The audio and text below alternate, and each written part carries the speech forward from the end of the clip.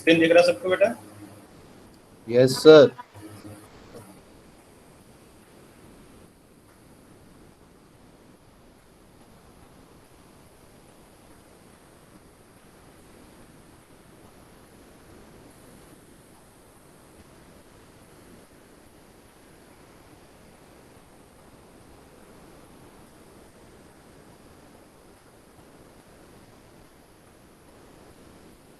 तो last class में कुछ होमवर्क मिला था तुम लोगों को, है ना? Yes sir. और डीपीपी तुम लोगों ने किया, जो डीपीपी मिला था? सर कर ली। ठीक है। यस सर, दोनों कर ली। तो डीपीपी आसान था, इसमें कोई डाउट नहीं होगा। नो आते डाउट सर। इसमें। तो ये illustration number 3, write down the IUPAC name of the following complexes. तो इसका मैं आंसर यहाँ पे ओपन कर दे रहा हूँ, तुम लोग इसका स्क्रीनशॉट ले लो और मैच कर लेना, ठीक है? Okay sir. इसका आंसर तुम लोग मैच करा लो।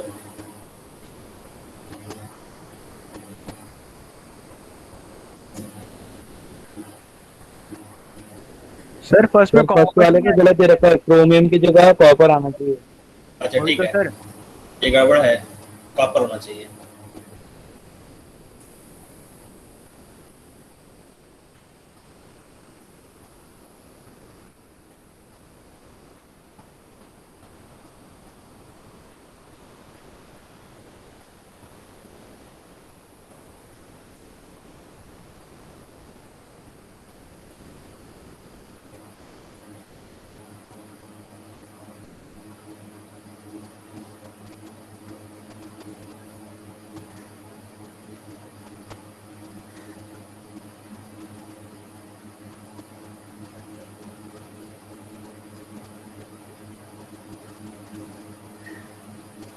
ये डी वाला समझ में बेटा? डी में होगा ट्रिस इथाइलिन डाइअमीन। ये tris ethylene diamine cobalt 3 sulphate है।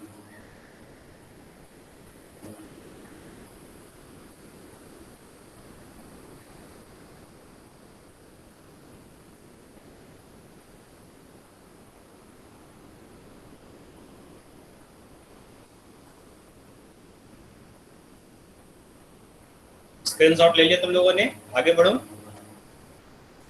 सर एक मिनट, हो गए सर सारे सही। Done sir. ओके, तो हम लोग आज पढ़ना है बॉन्डिंग ऑफ कोऑर्डिनेशन कंपाउंड्स, ठीक है? तो ये बॉन्डिंग हम लोग देखना है। तो 3 बॉन्डिंग हम लोग देखना है। इसमें पहला है बॉन्डिंग थ्योरी, वर्नर्स थ्योरी, दूसरा है वैलेंसी बॉन्ड थ्योरी, तीसरा है क्रिस्टल फील्ड थ्योरी, सीएफटी, ठीक है? तो पहले आते हैं वर्नर्स थ्योरी पर। तो वर्नर्स थ्योरी क्या बेटा? वर्नर ने जो थ्योरी दिया था, जो सबसे पहले जो कॉम्प्लेक्सेस है, कॉम्प्लेक्सेस का जो डिस्कवरी था बेटा, वर्नर ने किया था। और वर्नर ने बताया था जो कॉम्प्लेक्स है, कॉम्प्लेक्स में बॉन्डिंग किस तरह से होता है। तो ये सबसे ही बेसिक थ्योरी है। इसमें बताया गया था कि जो बॉन्डिंग है, बॉन्डिंग में 2 टाइप का बैलेंसिंग होता है, ठीक है? अगर कॉम्प्लेक्स बात करेंगे, पार्टीशन कंपाउंड बात करेंगे, तो पार्टीशन कंपाउंड में 2 टाइप का बैलेंसिंग होगा, ठीक है? और दोनों बैलेंसिंग उसने बताया था। तो इसमें एक होगा प्राइमरी वैलेंसी, दूसरा होगा सेकेंडरी वैलेंसी। तो प्राइमरी वैलेंसी क्या होगा बेटा? Primary valency is the number of charge on complex ion. तो कॉम्प्लेक्स के ऊपर जो चार्ज होगा उसी को तुम बोलोगे प्राइमरी वैलेंसी। और सेकेंडरी वैलेंसी क्या होगा बेटा? जो कोऑर्डिनेशन नंबर है, ठीक है? तो कोऑर्डिनेशन नंबर को बोला गया यहाँ पर सेकेंडरी वैलेंसी। इसको लिखा गया यहाँ पर total number of monodentate ligand around the central metal, it is directional. इसका मतलब ये हुआ जो कोऑर्डिनेशन नंबर है वो सेकेंडरी वैलेंसी है, ठीक है?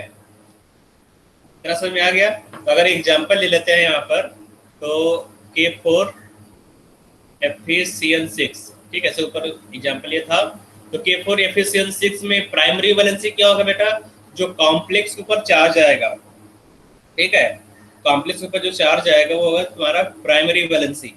तो FeCN6 यहाँ पे उसके ऊपर होगा बेटा 4 माइनस चार्ज। तो यहाँ पर जो प्राइमरी वैलेंसी वो 4 हो जाएगा, ठीक है? अगर बात करोगे सेकेंडरी वैलेंसी का, तो सेकेंडरी वैलेंसी क्या होगा बेटा? Secondary valency is the number of monodentate ligand 6। तो यहाँ पे जगह सेकेंडरी वैलेंसी 6, ठीक है? तो इसको नोट डाउन कर सर लो। साइन नहीं लगेगा? क्या साइन नहीं लगेगा प्लस या माइनस का? नहीं, वैलेंसी साइन नहीं लगाओगे। ओके। ऑक्सीडेशन नंबर में साइन लगता है, वैलेंसी में साइन नहीं लगता, प्लस माइनस।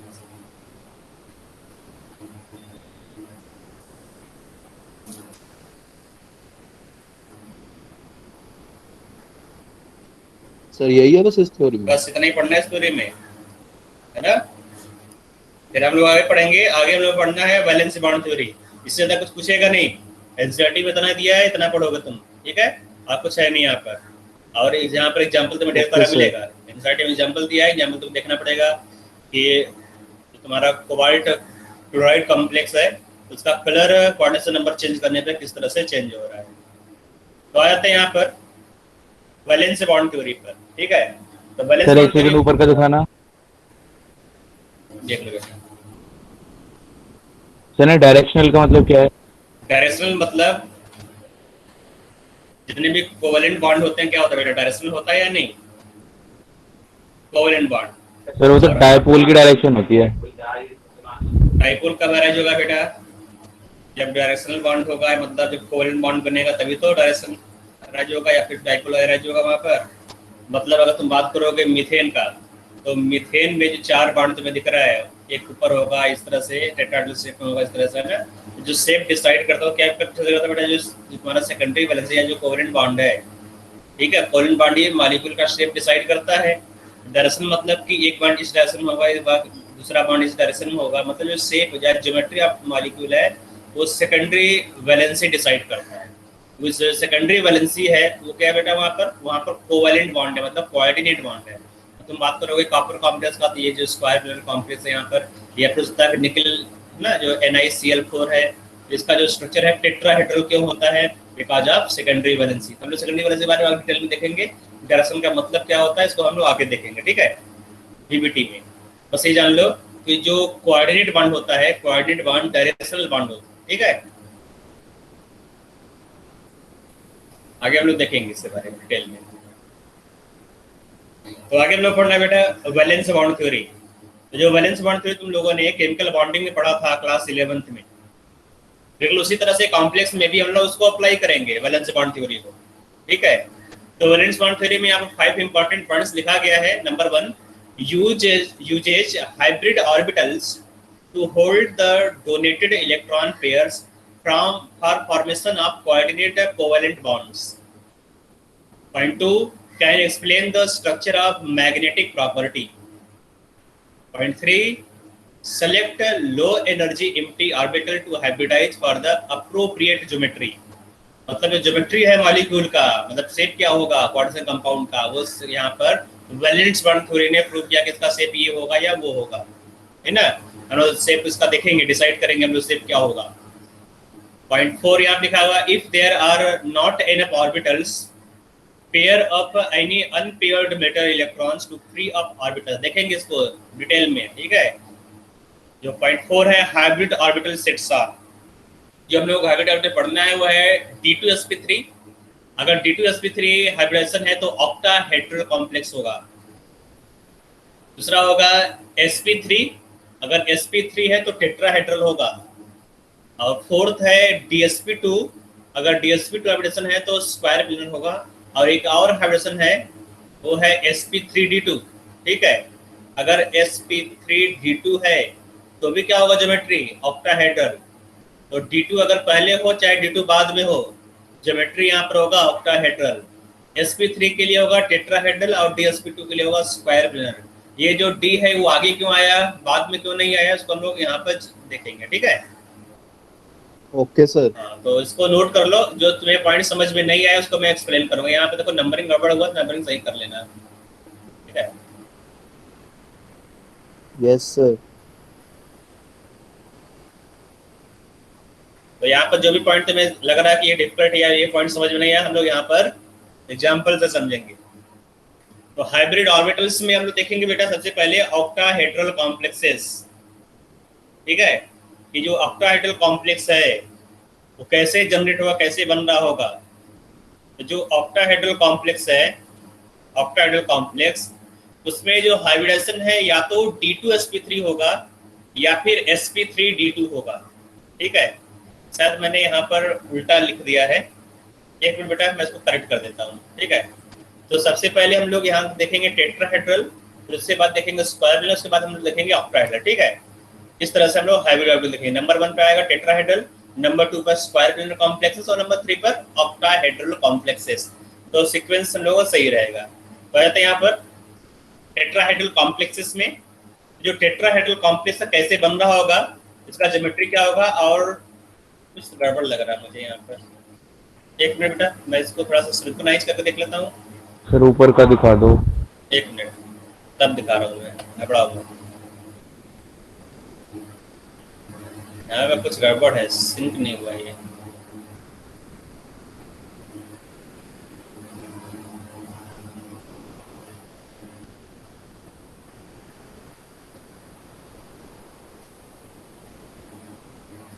इसको नोट करो, तब तक सिंक हो रहा है ये।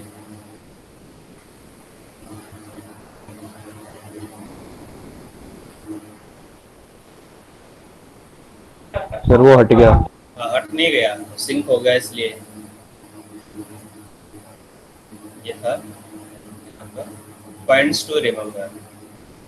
ठीक है, देखो यहाँ पे सिंक होने के बाद सही हो गया।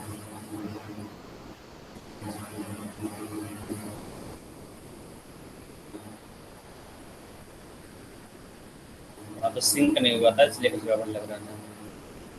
ठीक है, तो सर इसमें और भी कुछ था ना? हाँ, वो था, वो नीचे आ गया। ठीक है, तो एप्लीकेशन ऑफ वीबीटी देखेंगे। तो ये पॉइंट्स टू रिमेंबर है, क्या क्या चाहिए तुम्हें देखना है यहाँ पर। उसके बाद है एप्लीकेशन ऑफ वीबीटी। तो जो एप्लीकेशन है हम देखेंगे, application of VBT on tetrahedral and octahedral complexes. किस तरह से टेट्राहेड्रल और ऑक्टाहेड्रल कॉम्प्लेक्स को तुम यहाँ पर स्टडी करते हो। ठीक है, तो बात करें इससे पहले coordination number complex with coordination number 4। तो अगर कोऑर्डिनेशन नंबर 4 है तो मॉलिक्यूल का 2 पॉसिबल ज्योमेट्री होगा, है ना बेटा। अगर किसी भी मॉलिक्यूल का कोऑर्डिनेशन नंबर 4 है, मतलब वहां पर जो मेटल है, मेटल 4 लिगेंड से बॉन्ड बनाएगा, 1 2 3 4। और मेटल के अराउंड 4 लिगेंड को अरेंज करने के लिए 2 तरीका है तुम्हारे पास। पहला है स्क्वायर प्लेनर, है ना, टेट्राहेड्रल। Square planar. और दूसरा क्या है बेटा, टेट्राहेड्रल। तो इसका मतलब अगर ज्योमेट्री 4 है, सॉरी कोऑर्डिनेशन नंबर 4 है, मतलब जो कॉम्प्लेक्स है वो ML4 टाइप का कॉम्प्लेक्स है, ML4 टाइप का, तो 2 पॉसिबल ज्योमेट्री होगा, या तो टेट्राहेड्रल होगा या फिर स्क्वायर प्लेनर होगा, है ना। टेट्राहेड्रल कब होगा, स्क्वायर प्लेनर कब होगा, इसके अंदर लिखा है। दूसरा पॉइंट यहाँ पर कॉम्प्लेक्स विद कोऑर्डिनेशन नंबर 6। अगर कोऑर्डिनेशन नंबर 6 है, 6 कोऑर्डिनेशन नंबर है, तो वहां पर जो हाइब्रिडेशन होगा बेटा, यहाँ पर क्या होगा, D2sp, हाँ D2sp3, या फिर होगा sp3d2। ठीक है, और यहाँ पर जो ज्योमेट्री होगा ऑक्टाहेड्रल। सर डी क्या है? तो डी यहाँ पर डी ऑर्बिटल है। ठीक है, तो सबसे पहले हम नंबर 1 को देख लेते हैं। नंबर 1 जो लिखा हुआ है कॉम्प्लेक्स विद कोऑर्डिनेशन नंबर 4। अगर कोऑर्डिनेशन नंबर 4 है तो हम लोग कैसे स्टडी करेंगे, आप देखो। ठीक है, तो फॉर कोऑर्डिनेशन नंबर 4 ज्योमेट्री में भी टेट्राहेड्रल और ज्योमेट्री में भी स्क्वायर प्लेनर है। तो सबसे पहले देखेंगे टेट्राहेड्रल को। तो टेट्राहेड्रल अगर ज्योमेट्री है उसमें देखेंगे, हम लोग स्टडी करेंगे हाइब्रिडेशन को, कलर क्या होगा, मैग्नेटिक बिहेवियर क्या होगा, और एग्जांपल। ठीक है, तो ये 4 चीजें पढ़ना है टेट्राहेड्रल कॉम्प्लेक्स में। तो मैंने पहले बता दिया बेटा कि अगर कोऑर्डिनेशन नंबर 4 है तो ज्योमेट्री या तो टेट्राहेड्रल होगा या फिर स्क्वायर प्लेनर होगा। ठीक है, तो टेट्राहेड्रल में सबसे पहले देखेंगे हाइब्रिडेशन। इसका हाइब्रिडेशन कैसे निकालोगे टेट्राहेड्रल कॉम्प्लेक्स का, तो यहाँ पर जो कॉम्प्लेक्स लिया गया है वो ML4 टाइप का कॉम्प्लेक्स होगा। ठीक है, कैसे मालूम चला कि ये ML4 टाइप कॉम्प्लेक्स है, जैसे तुमने यहाँ पे ले लिया NiCl4 2-, तो ये क्या बेटा, it is similar to the ML4, मतलब मेटल के साथ कोऑर्डिनेशन स्फीयर में 4 लिगेंड होना चाहिए, 4 मोनोडेंटेड लिगेंड होना चाहिए, या फिर तुम बोलते हो कोऑर्डिनेशन नंबर यहाँ पर 4 हो। ठीक है, तो ये ML4 टाइप का कॉम्प्लेक्स है। Okay sir. तो अब यहाँ पर जो सेंट्रल मेटल एटम है उसको देखोगे, यहाँ पर जो सेंट्रल मेटल एटम क्या बेटा, निकिल है ना। तो तुम्हें 3D सीरीज याद होना चाहिए। जो 3D सीरीज है ना, वो तुम्हें मालूम होना चाहिए कि 3D सीरीज में फर्स्ट एलिमेंट क्या है, सेकंड एलिमेंट क्या है, याद है बेटा। 3D सीरीज मैं लिख दे रहा हूँ यहाँ पर। ठीक है, अगर नहीं याद है तो यहाँ लिख लो। तो जो 3D सीरीज है, 3D सीरीज में सबसे पहला एलिमेंट क्या होगा, scandium, titanium, vanadium, chromium, vanadium, manganese, iron, cobalt, nickel, copper, zinc. Chromium, manganese, manganese, iron, cobalt, cobalt, nickel, copper, zinc. Nickel, copper, zinc. ठीक है। अब इसमें मालूम होना चाहिए बेटा कि डी ऑर्बिटल में कितने इलेक्ट्रॉन है, ये भी मालूम होना चाहिए। या फिर जो तुम्हारा वैलेंस सेल है, वैलेंस सेल का इलेक्ट्रॉनिक कॉन्फ़िगरेशन क्या होगा। तो इसका जो इलेक्ट्रॉनिक कॉन्फ़िगरेशन है ये होगा 3d1, 3d1 4s2। ठीक है। तो सब में 4s2 होगा ही, 4s2 सब में होगा। यहाँ पे देखो 4s2 अगर बात करोगे 4s2 सब में होगा, 4s2 4s2। यहाँ पे 3d1 है, यहाँ क्या होगा बेटा 3d2, सेकंड एलिमेंट है 3d2, थर्ड एलिमेंट क्या होगा बेटा 3d3, ये क्या होगा बेटा 3d5। यहाँ पे सब रहता है क्रोमियम में, है ना। 4s1 3d5, 4s1 हो जाएगा। एमन में क्या होगा बेटा 3d5 4s2। ठीक है। और आयरन में क्या होगा 3d6, कोबाल्ट में 3d7, निकेल में 3d8 होगा, कॉपर में होगा 3d10 और होगा 4s1। ठीक है। जिंक में होगा 3d10 4s2। तो ये तुम्हारा है 3d सीरीज। तो ये नोट कर लो, जिसको याद नहीं है, जिसको याद है वो अच्छी बात है। ठीक है। तो ये सब एलिमेंट याद होना चाहिए। जिंक के नीचे कौन सा एलिमेंट है, अगर तुम बात करोगे जिंक का, जो ग्रुप जिंक है, जिंक के नीचे क्या होगा बेटा zinc, cadmium and mercury. Zinc, cadmium, mercury ये ट्रांजिशन मेटल एलिमेंट नहीं होता है, पता है ना। यस सर, इनमें अनपेयर्ड इलेक्ट्रॉन नहीं होते। हाँ। कॉपर बात करो, जो कॉपर है, कॉपर क्या होगा बेटा copper, silver and aurum, gold, gold होगा। Nickel, palladium and platinum, nickel, palladium, platinum. ये इंपॉर्टेंट है, इतना तो याद होना ही चाहिए। ठीक है। आगे याद हो चाहे ना हो, यहाँ तक जो मैंने लिखा है ये याद होना चाहिए। ठीक है। तभी तुम क्वेश्चन को कर पाओगे, वैसे तो पूरा ही याद होना चाहिए। तो देख लेते हैं बेटा हाइड्रेशन कैसे निकालोगे। तो यहाँ पर एक एग्जांपल ले लेते हैं। ये एग्जांपल बेटा ये है निकिल क्लोरीन कॉम्प्लेक्स है NiCl4 2-। ठीक है। तो अगर तुम्हें इसका हाइड्रेशन निकालना है तो पहले तुम सेंट्रल मेटल आयन का इलेक्ट्रॉनिक कॉन्फ़िगरेशन लिखोगे। ठीक है। तो इसका इलेक्ट्रॉनिक कॉन्फ़िगरेशन सबको मालूम है, जो सेंट्रल मेटल आयन एटम है उसका इलेक्ट्रॉनिक कॉन्फ़िगरेशन लिख लोगे। तो यहाँ पर इलेक्ट्रॉनिक कॉन्फ़िगरेशन चाहे पूरा लिखो चाहे तुम वैलेंसी सेल का लिखो।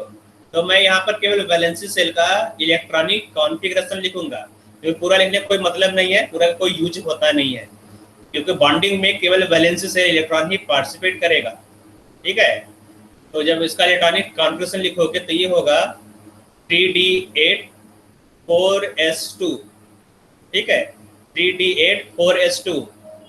तो अब जो डी ऑर्बिटल है, डी ऑर्बिटल में कितने इलेक्ट्रॉन्स हैं देखोगे, जो डी ऑर्बिटल तुम बनाओगे यहाँ पर, डी ऑर्बिटल्स में 8 इलेक्ट्रॉन है।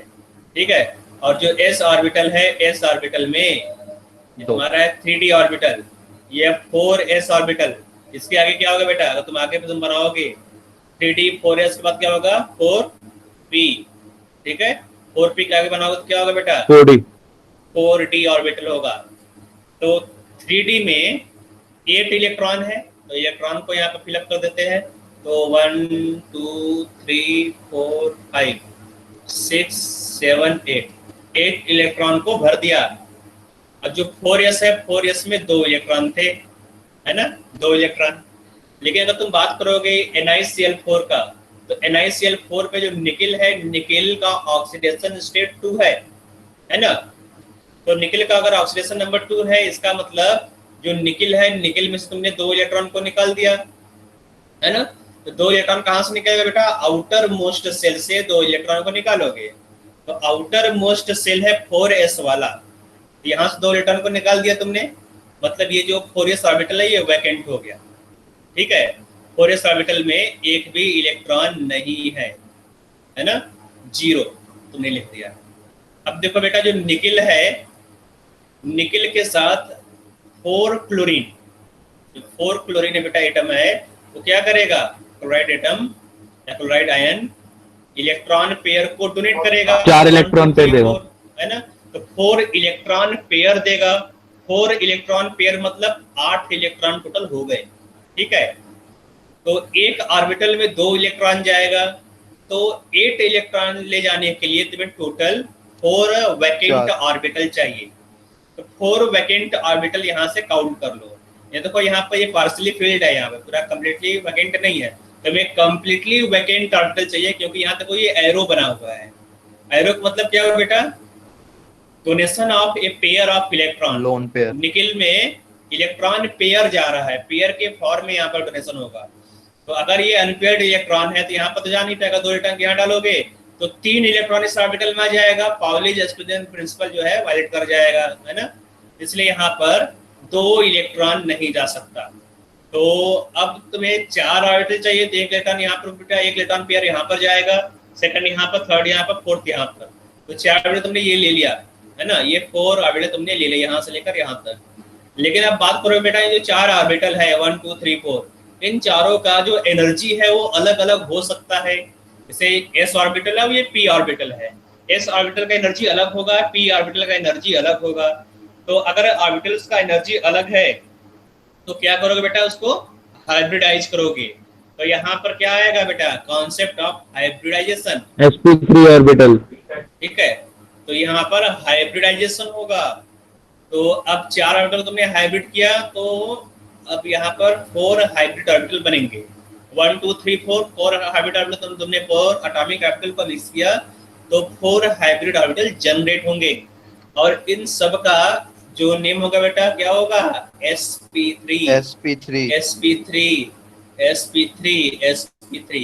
क्योंकि जो हाइब्रिडाइजेशन में यूज्ड ऑर्बिटल्स हैं वो s और 3 p ऑर्बिटल है, इसलिए इसका नेमिंग क्या करोगे? sp3 sp3 sp3 hybrid orbital, ठीक है। अब लास्ट में क्या होगा बेटा? जो 4 फ्लोरीन है 1 2 3 4, एक्चुअली ये क्लोराइड आयन है, तो ये क्या होगा बेटा? अपना इलेक्ट्रॉन इन वैकेंट ऑर्बिटल को डोनेट कर देगा यहाँ पे इस तरह से, ठीक है। तो यहाँ पे इस तरह से बॉन्डिंग बन जाएगा इन चारों को, ठीक है। तो हाइब्रिडेशन क्या होगा बेटा? sp3 hybridisation. और अगर sp3 हाइब्रिडेशन है तो ज्योमेट्री क्या होगा मॉलिक्यूल का? सर टेट्राहेड्रल, अगर sp3 है और sp3 है ना, टेट्राहेड्रल ज्योमेट्री होगा। ये तुमने पढ़ा था, यस सर, क्लास 11 में पढ़ा था टेट्राहेड्रल। टेट्राहेड्रल हो गया, टेट्राहेड्रल ज्योमेट्री, ठीक है। तो ज्योमेट्री यहाँ पर टेट्राहेड्रल हो गया। तो ये तुम्हारा बॉन्डिंग हो गया, तुमने देख लिया बेटा किस तरह से तुमने बॉन्डिंग किया यहाँ पर। तो अब देखो बेटा यहाँ पे कितने अनपेयर्ड इलेक्ट्रॉन है। जो कॉम्प्लेक्स है ये तुम्हारा कॉम्प्लेक्स हो गया। कॉम्प्लेक्स में जो अनपेयर्ड इलेक्ट्रॉन है हम लोग निकल, जो मेटल है, मेटल के अंदर देखते हैं, ठीक है। तो मेटल का तुमने इलेक्ट्रॉनिक कॉन्फिगरेशन लिखा, यहाँ पर टोटल 2 अनपेयर्ड इलेक्ट्रॉन है, ठीक है। तो अनपेयर्ड इलेक्ट्रॉन से ही हम लोग बताएंगे कि जो कॉम्प्लेक्स है, कॉम्प्लेक्स का कलर क्या होगा और उसका मैग्नेटिक बिहेवियर क्या होता है, ठीक है। तो बात कर लेते हैं कलर का। तो कॉम्प्लेक्स का कलर कैसे डिसाइड करोगे, है ना। अगर मॉलिक्यूल के पास एक भी अनपेयर्ड इलेक्ट्रॉन है, अगर सब्सटेंस के पास, आयन के पास, मॉलिक्यूल के पास एक भी अनपेयर्ड इलेक्ट्रॉन है, ठीक है, तो सब्सटेंस हैविंग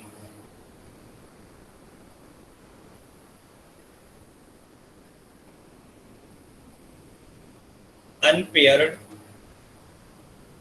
ये तो तुम्हारा ये मैग्नेटिक बिहेवियर बता रहा हूं मैं। कलर पैरामैग्नेटिक और डायमैग्नेटिक। तो तुम्हें मालूम है अगर एक भी अनपेयर्ड इलेक्ट्रॉन तो क्या होगा? पैरामैग्नेटिक होगा, ये तुम्हें मालूम है। तो मैं इसको नीचे लिख दे रहा हूँ, ठीक है। सर। तो पैरामैग्नेटिक सब्सटेंस तुम्हें मालूम होगा, क्लास 11 तुमने लिखा था, मैं यहाँ लिख दे रहा हूँ पैरामैग्नेटिक। कलर तुम्हें बता रहा हूँ अभी, ठीक है। पैरामैग्नेटिक, ठीक है। दूसरा क्या होगा? डायमैग्नेटिक। तो पैरामैग्नेटिक क्या होगा बेटा? At least 1 unpaired electron, yes sir. और अगर डायमैग्नेटिक है तो क्या होगा बेटा? 0 अनपेयर्ड इलेक्ट्रॉन, ठीक है। तो वो मैग्नेटिक बिहेवियर से तुम देखोगे कि डायमैग्नेटिक सब्सटेंस क्या होगा और पैरामैग्नेटिक सब्सटेंस क्या होगा, ठीक है बेटा। तो आ जाते हैं कॉम्प्लेक्स में, कलर ऑफ कॉम्प्लेक्स में। तो कलर ऑफ कॉम्प्लेक्स कैसे देखोगे? तुम्हें यहाँ बताना होगा, तुम्हें एग्जैक्ट कलर नहीं बताना है, तुम्हें बताना होगा कि जो कॉम्प्लेक्स वो कलर्ड है या फिर कलरलेस है। तो कलरलेस से तुम देख लो कि कलरलेस कॉम्प्लेक्स तो क्या कंडीशन होगा, कलरलेस। ठीक है, तो कलरलेस के लिए क्या होगा, तो कलर में तुम बता ले जाओगे। कलरलेस कब होगा बेटा कॉम्प्लेक्स? D0 और D10 कॉन्फ़िगरेशन।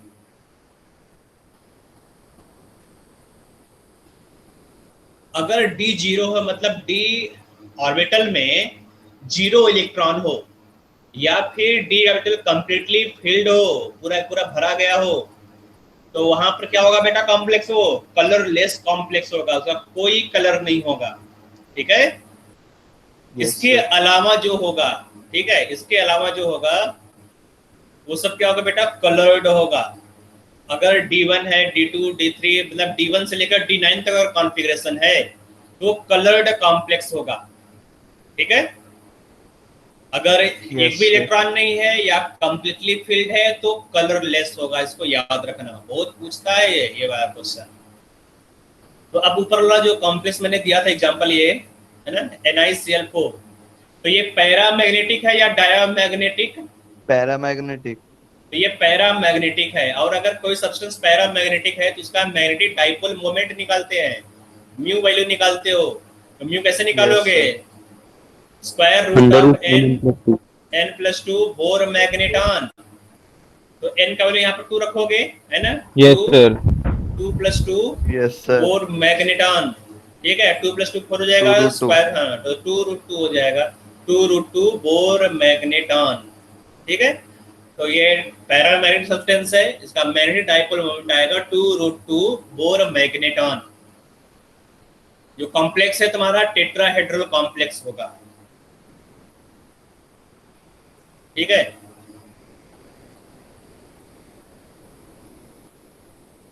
सर कौन सा कलर होगा ये नहीं पता चल सकता? कलर क्या होगा उसके लिए तुम्हें कुछ चीजें याद करना पड़ेगा जो आगे बताऊंगा मैं। तुम बता सकते हो कलर क्या होगा, लेकिन वो CFT से आता है, क्रिस्टल फील्ड थ्योरी से बताऊंगा मैं। ठीक है, एग्जांपल्स कुछ है, जो एग्जांपल दिया गया उसको देख लेते हैं, ओपन करते हैं एग्जांपल्स को। तो पहला एग्जांपल यहाँ पर है NiCO4। देखो ये CCl गड़बड़ लिखा हुआ है, ये एग्जांपल मैंने करा दिया है NiCl4 2- वाला। ठीक है, अब नेक्स्ट एग्जांपल बेटा इसको बाद में करेंगे। ये हो गया तुम्हारा सेकंड एग्जांपल। देखो सेकंड एग्जांपल है CuCl4 2-। ठीक है, तो अब इसका हाइड्रोजन बताना है, मैग्नेटिक बिहेवियर बताना है, कलर बताना है कि कॉम्प्लेक्स का कलर क्या होगा। ठीक है, तो सबसे पहले तुम वही काम करोगे, इसका हाइड्रोजन निकालोगे जो कॉपर है। ठीक है, तो कॉपर का तुम इलेक्ट्रॉनिक कॉन्फ़िगरेशन लिखोगे, तो कॉपर का ऑक्सीडेशन स्टेट यहाँ पर 2 है, देखो। ठीक है, मतलब ये हो गया D9 कॉम्प्लेक्स। D9 ही आ रहा है ना, देख लो, जो D ऑर्बिटल उसमें 9 इलेक्ट्रॉन है। तो जो कॉपर है, कॉपर का लिखोगे हो जाएगा D3D10 4s1, 2 इलेक्ट्रॉन को निकाल दिया तो क्या होगा, कॉपर 2, तो कॉपर 2 हो जाएगा 3D9 4s0। तो ऑर्बिटल्स में इलेक्ट्रॉन को रख दो इस तरह से, तुमने बना दिया डायग्राम, इसमें जो इलेक्ट्रॉन है इलेक्ट्रॉन्स को तुमने रख दिया। ठीक है, ये p ऑर्बिटल है, ये p ऑर्बिटल होगा, इसके आगे d ऑर्बिटल्स होंगे। तो d ऑर्बिटल में 9 इलेक्ट्रॉन, तो इलेक्ट्रॉन्स को रख देते हैं यहाँ पर 1 2 3 4 5 6 7 8 9 इलेक्ट्रॉन हो गया। ये होगा 3D। 4s में 0 इलेक्ट्रॉन है, 4p में 0 इलेक्ट्रॉन है। ठीक है, तो यहाँ पर देखो 4 क्लोरीन बॉन्ड बनाएंगे तो 4 वैकेंट ऑर्बिटल चाहिए, तो हाइड्रोजन क्या हो जाएगा, यहाँ पर हाइड्रोजन हो जाएगा sp3। ठीक है, तो हाइड्रोजन sp3 आ गया। Number of unpaired electron, number of unpaired electron,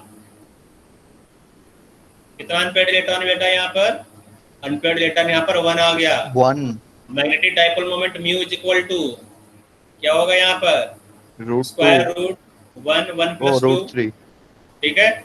bore magneton, so square root of 3 Bohr magneton, ठीक है। और ये जो सब्सटेंस है क्या होगा बेटा, सब्सटेंस पैरामैग्नेटिक या diamagnetic? Para sir paramagnetic. Coloured होगा या कलरलेस? कलर्ड कलर्ड होगा, क्योंकि यहाँ पर जो डी ऑर्बिटल है इसके पास 9 इलेक्ट्रॉन है। 9 अगर डी 10 हो जाता है तो कलर हो जाता है, ये कलर्ड हो जाएगा, ठीक है। नेक्स्ट एग्जांपल है जिंक, हम इसको तुम लोग करो, इस एग्जांपल को तुम लोग करो, फोर्थ वाला उससे ट्राई करो बेटा। तुम बताओगे यहाँ पर मैग्नेटिक डाइपोल मोमेंट, तुम बताओगे ओके कलर, सर तुम बताओगे आयोडेशन। Sir colourless. हाँ कलरलेस होगा।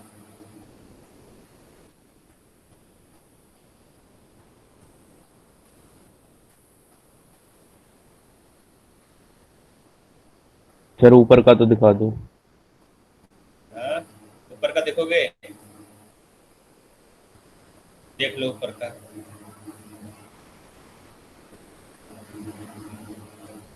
देख लिए बेटा?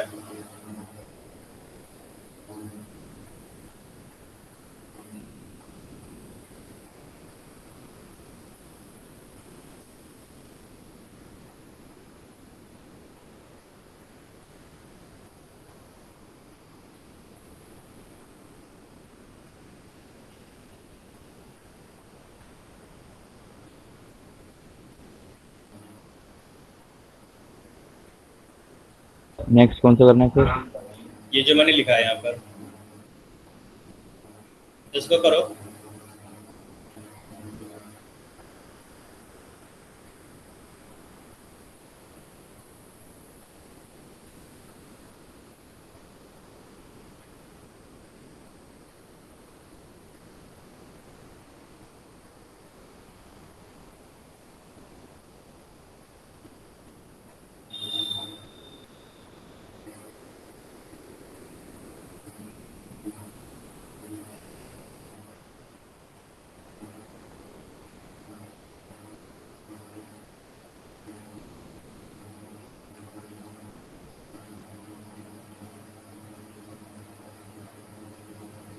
सर sp3 हाइब्रिडाइजेशन होगी इसकी।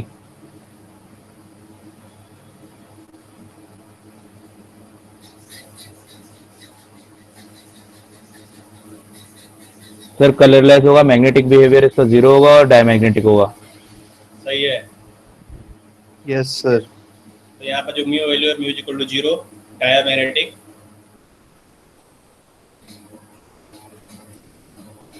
ये D10 है, ठीक है। D10 अगर है इसका मतलब क्या हुआ, ये कलरलेस होगा।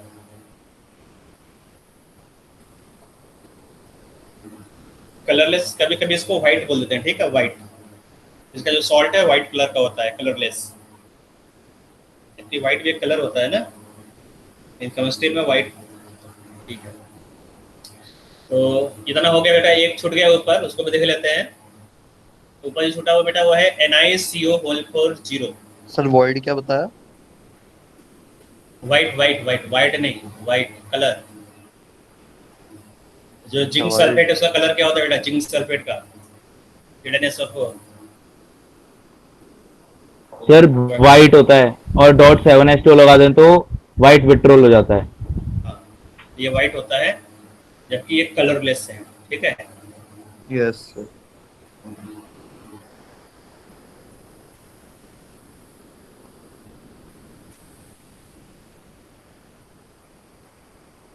NiCO4। अब इसके बारे में पूरा स्टडी करना तुम्हें, ठीक है। इसको मैं कर रहा हूँ, देखो तो तुम अभी नहीं कर पाओगे। तो यहाँ पर अभी क्यों नहीं कर पाएंगे सर? मैं बताऊंगा ना तब कर पाओगे। सर किसके बारे में? NiCO4 के बारे में। Okay sir. तो NiCO4 में निकल का ऑक्सीडेशन नंबर क्या है बेटा? 0। 0। फिर जाएगा 3D8 4S2, है ना। ये इसका इलेक्ट्रॉनिक कॉन्फ़िगरेशन लिख दिया तुमने आउटर मोस्ट सेल का, Yes, वैलेंस सेल sir। का। तो ऑर्बिटल्स में इलेक्ट्रॉन को लगा देते हैं।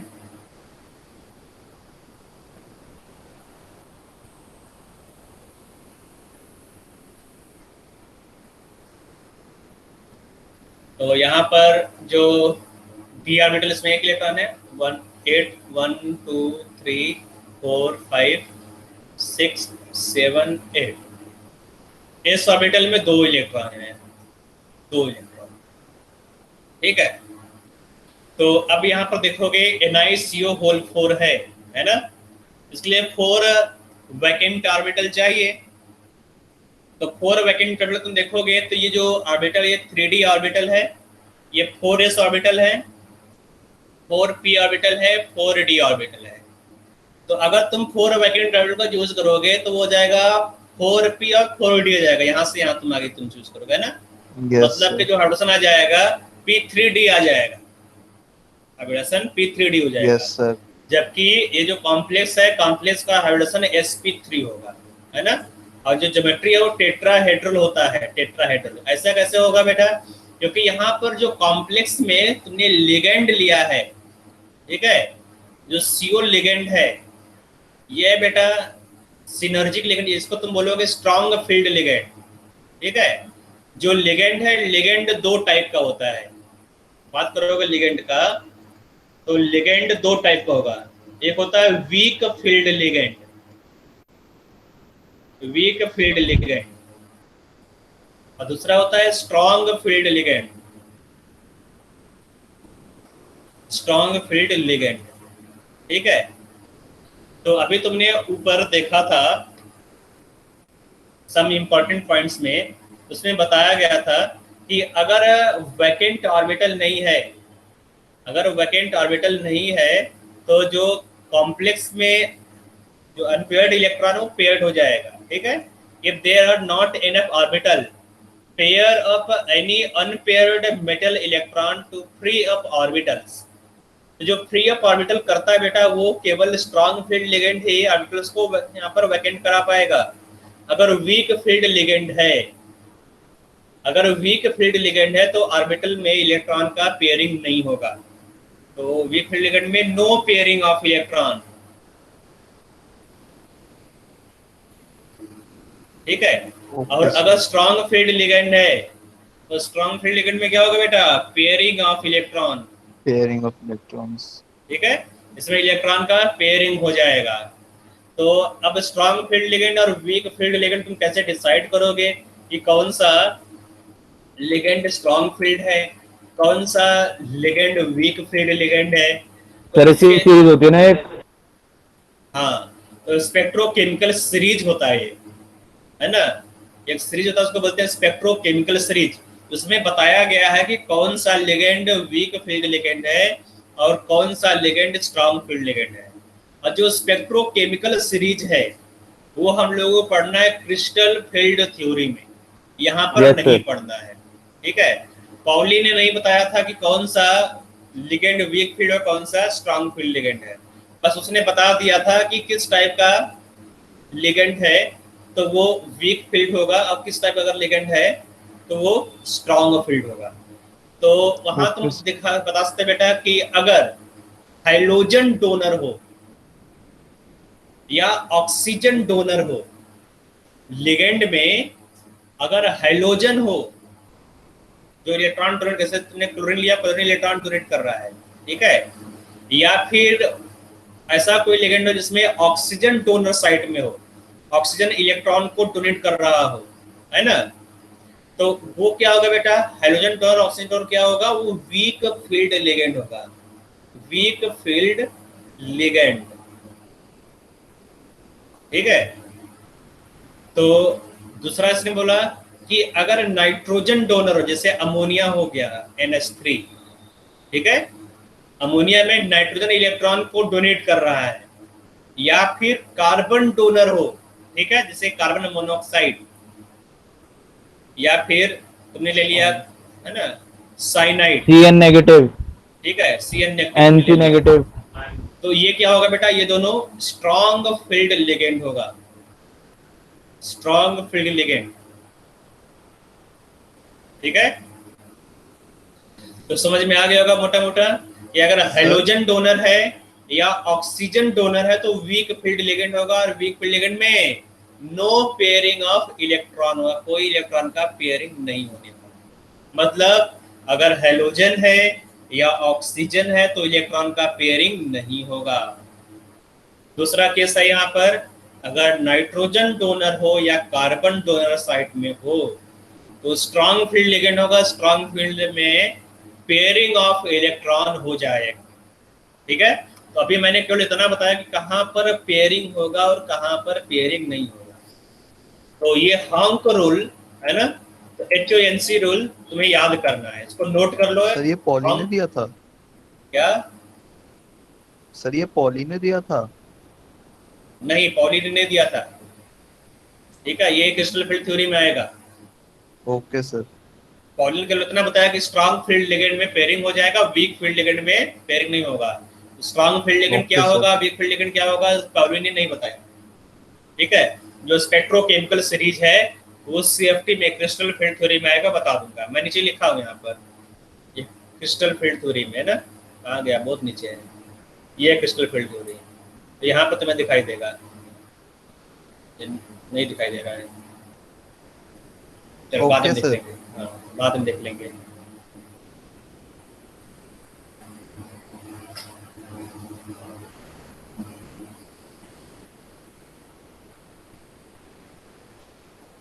नोट कर लिया इसको?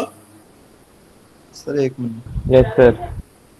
नोट कर लिया। तो यहाँ पर जो निकिल है, निकिल में इलेक्ट्रॉन का पेयरिंग हो जाएगा। तूने यहाँ पर निकिल का इलेक्ट्रॉनिक कॉन्फ़िगरेशन लिखा, तो निकिल 0 में है, तो यहाँ पर जो ऑर्बिटल्स है, ऑर्बिटल्स में इलेक्ट्रॉन को देखो। ठीक है, 1 2 3 4 5 6 7 8। ठीक है, और ये हो जाएगा तुम्हारा 4s इलेक्ट्रॉन, 4p वैकेंट है। तो अब क्या होता है, पेयरिंग आप कैसे करोगे? तो पेयरिंग कुछ इस तरह से होगा, देखो बेटा, है ना। जो स्ट्रॉन्ग फील्ड लिगेंड है, तो स्ट्रॉन्ग फील्ड लिगेंड केस में ये जो इलेक्ट्रॉन है यहाँ पर इस ऑर्बिटल से निकलकर इस ऑर्बिटल में आ जाएगा, पेयरिंग हो जाएगा, है ना। समझ आ रहा बेटा? देखो यार, पहले यहाँ पर एक इलेक्ट्रॉन था इस तरह से, एक इलेक्ट्रॉन यहाँ पर था। जब कॉम्प्लेक्स बनना स्टार्ट होगा, जब CO आएगा यहाँ पर बेटा, तो यहाँ पर जब कार्बन मोनोऑक्साइड आएगा तो ये इलेक्ट्रॉन यहाँ से निकलकर यहाँ पर चला आएगा, पेयरिंग होगा, तो पेयर्ड हो गए यहाँ पर। फिर उसके बाद देखो यहाँ पर जो 4s है, यहाँ से एक इलेक्ट्रॉन निकलेगा, ये इलेक्ट्रॉन यहाँ पर आएगा। ठीक है, यहाँ पर आ गया, फिर ये वाला इलेक्ट्रॉन भी निकलेगा। ठीक है, ये वाला इलेक्ट्रॉन यहाँ पर आकर यहाँ से यहाँ पर आ जाएगा। तो अब पूरा का पूरा पेयर्ड हो गया, जितना भी इलेक्ट्रॉन था सबके सब पेयर्ड हो गए। तो जो 3D है ना, 3D पूरा कंप्लीटली फील्ड हो गया, एक भी इलेक्ट्रॉन अनपेयर्ड नहीं, सबको सब कंप्लीटली फील्ड है। 4s में 0 इलेक्ट्रॉन हो गया, 4p में भी 0 इलेक्ट्रॉन है। अब तुम्हें 4 ऑर्बिटल मिल गया बेटा, 3p ऑर्बिटल और 1s ऑर्बिटल। तो यहाँ पर जो हाइब्रिडाइजेशन होगा वो हो जाएगा बेटा sp3 हाइब्रिडाइजेशन। ठीक है, तो यहाँ पर तुम्हें याद क्या रखना है बेटा, अगर स्ट्रॉन्ग फील्ड लिगेंड हो तो ये तुम्हारा कॉम्प्लेक्स है बेटा NiCO4 है, NiCO4। तो NiCO4 है क्या बेटा, यहाँ पर जो CO है वो स्ट्रॉन्ग फील्ड लिगेंड है, स्ट्रॉन्ग फील्ड लिगेंड है। ठीक है, तो स्ट्रॉन्ग फील्ड लिगेंड के केस में पेयरिंग ऑफ इलेक्ट्रॉन हो जाएगा, इलेक्ट्रॉन का पेयरिंग करके वैकेंट ऑर्बिटल क्रिएट करोगे। तो वैकेंट ऑर्बिटल क्रिएट हो गया, तो मेरे इलेक्ट्रॉन को रख दिया अलग अलग ऑर्बिटल्स में। तो अब बताओगे NiCO4, NiCO4 का सर डायमैग्नेटिक कलरलेस म्यू 0 और नंबर ऑफ अनपेयर्ड इलेक्ट्रॉन 0। हाँ, तो mu equal to 0, number of unpaired electron 0 हो गया, और ये डायमैग्नेटिक हो जाएगा। ठीक है, कलर क्या होगा बेटा यहाँ पर, कलरलेस। और क्या था बेटा यहाँ पर, ज्योमेट्री टेट्राहेड्रल। ज्योमेट्री यहाँ पर होगा टेट्राहेड्रल। तो समझ में आ गया बेटा सबको? हाँ बोलो सर। इलेक्ट्रॉन ने अपनी स्पिन कैसे चेंज की? बेटा, इलेक्ट्रॉन तुम देखो यहाँ पर, देखो इस तरह से, दो प्लेनेट है यहाँ पर इस तरह से, एक यहाँ पर इस तरह से, दो प्लेनेट है ना। यहाँ पर एक मैन यहाँ पर इस तरह से ऊपर की तरफ है, और यहाँ पे एक आदमी नीचे की तरफ है, ठीक है, और दूसरा आदमी यहाँ पे Yes. ऊपर की तरफ है।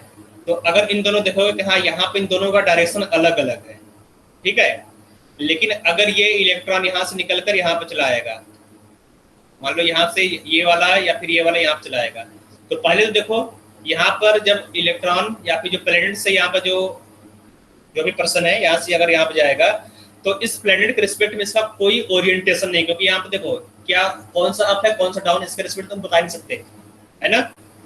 अगर तुम इस प्लेनेट पर हो तो इससे पूछोगे तो ये क्या बोलेगा कि ये वाला नीचे है ये वाला ऊपर है। तो अगर एक ही ऑर्बिटल्स में इलेक्ट्रॉन है, अगर एक ही ऑर्बिटल्स में इलेक्ट्रॉन है, तुम बोलोगे हाँ एक अप है दूसरा डाउन है, ठीक है, लेकिन इलेक्ट्रॉन अगर ऑर्बिटल से निकल गया तुम उसको बता नहीं पाओगे कि अब यहाँ पे स्पिन अप है या डाउन है, ठीक है। Okay sir. तो वही केस यहाँ पर होगा, यहाँ पर जो डी ऑर्बिटल्स है ना, दूसरी ऑर्बिटल्स लेकर निकला तो वहां पर जो स्पिन है स्पिन फ्री हो गया, तुम अप डाउन नहीं बता पाओगे अप है या डाउन है। जैसे ही तो दूसरे ऑर्बिटल्स में जाएगा वैसे ही अपने आप को ओरिएंटेट कर लेगा, पाउलीज एक्सक्लूजन प्रिंसिपल है ना, चारों इलेक्ट्रॉन का स्पिन सेम नहीं हो सकता, सॉरी स्पिन बोल रहा हूं मैं, yes sir. Quantum number same नहीं हो सकता, चारों क्वांटम नंबर किसी भी इलेक्ट्रॉन के लिए, किसी भी दो इलेक्ट्रॉन के लिए सेम नहीं हो सकता। आ जाते हैं स्क्वायर प्लेनर कॉम्प्लेक्स में, चारों एग्जांपल यहाँ पर हो गया है, ठीक है, चारों हो गया यहाँ पर, कलर भी देख लिया। स्क्वायर प्लेनर कॉम्प्लेक्स, तो स्क्वायर प्लेनर कॉम्प्लेक्स में वही सब चीजें हम लोग करेंगे, है ना। तो यहाँ पर लिखा हुआ स्ट्रॉन्ग फील्ड लिगेंड और वीक फील्ड लिगेंड, तो तुम्हें मालूम हो गया स्ट्रॉन्ग फील्ड लिगेंड क्या होगा और वीक फील्ड लिगेंड क्या होगा। यहाँ पर HONC रूल याद करना, ठीक है, हम को रूल याद करना। दूसरा है हाइब्रिडाइजेशन, तो यहाँ पर जो हाइब्रिडाइजेशन है बेटा स्क्वायर प्लेनर कॉम्प्लेक्स में वो होता है DsP2, ठीक है, हाइब्रिडेशन क्या होगा बेटा DsP2। Colour of complex, colour किसे बताओगे बेटा, अगर D0 है या D10 है तो क्या होगा, कलरलेस। मैग्नेटिक बिहेवियर बेटा म्यू से डिसाइड करोगे, अगर म्यू इज इक्वल टू 0 है तो क्या होगा, डायामैग्नेटिक, ठीक है। इसके बाद यहाँ पर कुछ नोट्स है, उस नोट्स को तुम लिखोगे। नोट्स क्या है बेटा, यहाँ पर इसको नोट कर लो, दिख नहीं रहा है, मैं इसको इरेज कर देता हूँ।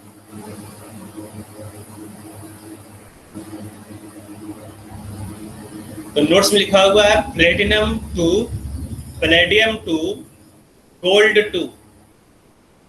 यहाँ पर ब्रैकेट में 222 लिखने का मतलब क्या हुआ, ब्रैकेट में लिखा हुआ 2 मतलब उसका ऑक्सीडेशन स्टेट है वो, ठीक है। प्लेटिनम का ऑक्सीडेशन स्टेट क्या है, 2 है, पैलेडियम का ऑक्सीडेशन स्टेट 2 है, गोल्ड का ऑक्सीडेशन स्टेट 2 होगा।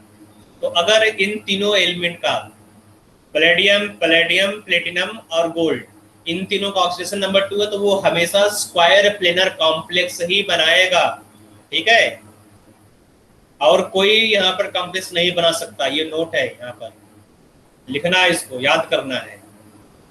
दूसरा केस है CuNH3 ये एक स्पेशल टाइप का कॉम्प्लेक्स है। इस कॉम्प्लेक्स का हाइड्रोजन या तो DsP2 होगा या फिर sp2d होगा।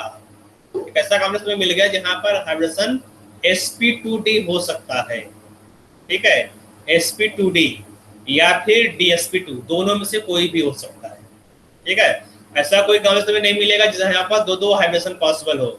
यहाँ पर दो हाइब्रिडेशन पॉसिबल है इस कॉम्प्लेक्स के लिए, इसको भी याद रखना है। तो ये नोट्स लिख डालो, फिर इसके बाद आ जाएंगे एग्जाम्पल पर, देखेंगे किस तरह से इसको अप्लाई करना है। सर कलर और मैग्नेटिक बिहेवियर, कलर और मैग्नेटिक बिहेवियर तुमने जो ऊपर लिखा है बस उसी को नीचे कॉपी कर लेना है। कलर कब होगा बेटा कॉम्प्लेक्स, कोई भी कॉम्प्लेक्स कलर्ड कॉम्प्लेक्स कब होगा, D1 से D9। D1 से D9 तक इलेक्ट्रॉनिक कॉन्फ़िगरेशन हो। अगर D0 है या D10 है, D0 है या D10 है तो क्या होगा? कलरलेस। मैग्नेटिक बिहेवियर बेटा, नेगेटिव बिहेवियर तुम नंबर ऑफ अनपेयर्ड इलेक्ट्रॉन से डिसाइड करते हो। अगर एक भी अनपेयर्ड इलेक्ट्रॉन है तो वो क्या होगा? Sir paramagnetic. पैरामैग्नेटिक। हाँ ठीक है, पैरामैग्नेटिक। पैरामैग्नेटिक हो जाएगा। ठीक है, तो अब यहाँ पे एग्जांपल लेते हैं। एग्जांपल नंबर 1 को बाद में करेंगे, 2 को और 3 को पहले करेंगे। ठीक है, एग्जांपल नंबर 2 ले लेते हैं यहाँ पर। एग्जांपल नंबर 2 है NiCN4 2 माइनस। ठीक है, NiCN4 2 माइनस है, ये कॉम्प्लेक्स तुमने ले लिया। तो यहाँ पर जो निकिल है, निकिल का ऑक्सीडेशन स्टेट निकालोगे, क्या आ रहा है ऑक्सीडेशन स्टेट? +2 आ रहा है। ठीक है, निकिल का ऑक्सीडेशन स्टेट +2 हो गया। तो ये हो जाएगा 3D8 4S0 हो जाएगा कि नहीं? जो S ऑर्बिटल में 2 इलेक्ट्रॉन था उसको आयनाइज कर दिया। Yes sir. तो अब यहाँ पर तुम ऑर्बिटल्स में इलेक्ट्रॉन को रखोगे।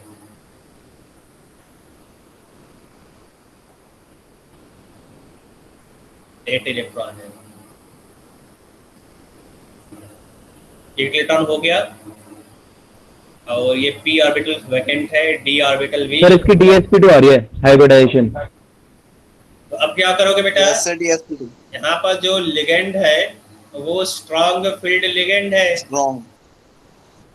स्ट्रॉन्ग फील्ड लिगेंड है, तो स्ट्रॉन्ग फील्ड लिगेंड केस में क्या होगा? पेयरिंग ऑफ इलेक्ट्रॉन हो जाएगा। Yes pairing sir. Of electron, तो ये जो इलेक्ट्रॉन यहाँ पर है, ये इलेक्ट्रॉन यहाँ से निकल जाएगा। निकल गया, अब यहाँ पर आकर पेयरिंग हो जाएगा। ठीक है, पेयरिंग ऑफ इलेक्ट्रॉन हो गया। तो अब देखो, एक तुम्हारा d ऑर्बिटल वैकेंट हो गया, जो 3D है, 3D में से एक d ऑर्बिटल वैकेंट हो गया। तो अब क्या होता है हाइड्रोजन में, तुम लोअर एनर्जी ऑर्बिटल को पहले यूटिलाइज करोगे। जिसका एनर्जी कम है तुम उस इलेक्ट्रॉन को पहले यूटिलाइज करोगे, जिसका एनर्जी ज्यादा है उसको बाद में। तो तुम यहाँ से हाइड्रोजन स्टार्ट करोगे। ठीक है, जो 3D ऑर्बिटल है यहाँ से तुम लोगे। यहाँ से तो कितने ऑर्बिटल चाहिए बेटा? यहाँ पे देखो 4 लिगेंड है सर एक है ना, Ml4 टाइप का यहाँ पे लिगेंड है। लिगेंड 4 है बेटा, तो 4 ऑर्बिटल चाहिए, तो एक d ऑर्बिटल ले लिया, एक s ऑर्बिटल और 2 p ऑर्बिटल, है ना। यहाँ पर जो p ऑर्बिटल, केवल 2 p ऑर्बिटल यूटिलाइज होगा, तो एक d ऑर्बिटल हो गया, एक s ऑर्बिटल हो गया और 2 p ऑर्बिटल हो गए। तो हाइब्रिडेशन यहाँ पर क्या होगा बेटा? हाइब्रिडेशन हो जाएगा DsP2 स्क्वायर प्लेनर। और अगर DsP2 हाइब्रिडेशन है तो यहाँ लिख दिया गया DsP2, तो क्या होगा? Square planar complex. ये होगा square planar. Sir diamagnetic colourless. और उसके बाद कलरलेस कैसे बोल दिया तुमने? डायमैग्नेटिक तो सही कोई बोला अनपेयर्ड इलेक्ट्रॉन ही नहीं है। ये देखो बेटा, क्या ये D0 है? कलर की बात कर रहा हूं मैं, कलर। सर ये कलर होगा। अच्छा ठीक है ठीक है ठीक है सर, D0 होगा नहीं कलर। है। ठीक है, क्या ये D10 है? D10 भी नहीं है, D0 भी नहीं है, D10 भी नहीं है। इसका मतलब ये कलर्ड होगा, इसका कलर आएगा बेटा। ठीक है, ये कलर्ड कॉम्प्लेक्स होगा। यहाँ पे जो तुमने कॉम्प्लेक्स बनाया है NiCN4 2 माइनस, ये कलर्ड कॉम्प्लेक्स होगा, तो कलर दिखाई देगा। Yes sir. और ये देखो यहाँ पर कितने अनपेयर्ड इलेक्ट्रॉन है? नंबर ऑफ अनपेयर्ड इलेक्ट्रॉन 0 है, तो म्यू इज इक्वल टू 0, इसका मतलब ये डायमैग्नेटिक होगा। नोट कर लो इसको। चलो थर्ड वाला करेंगे।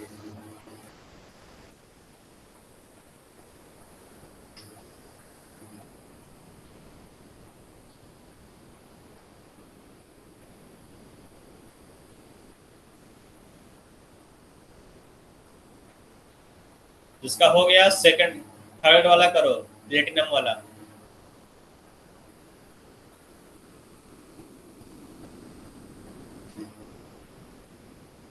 हो गया सर। तो PT CN4 2 माइनस, इसको तुम लोग करो, तुम्हारे लिए है ये। Okay sir.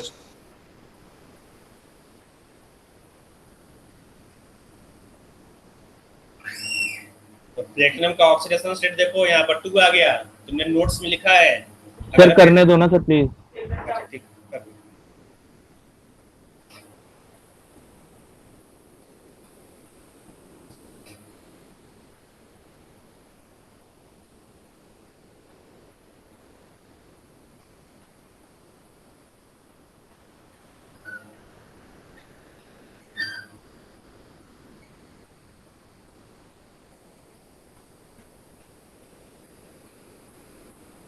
Sir DsP2 coloured and diamagnetic. अच्छा, तो आंसर यहाँ पर एक का आया बेटा, ये है DsP2, मतलब स्क्वायर प्लेनर। Yes sir. दूसरा है, तुम बोल रहे हो कलर्ड है ना? जी कलर्ड सर। है। थर्ड तुमने बोला ये डायमैग्नेटिक है। और म्यू जीरो। डायमैग्नेटिक है तो म्यू क्या होगा? 0। 0।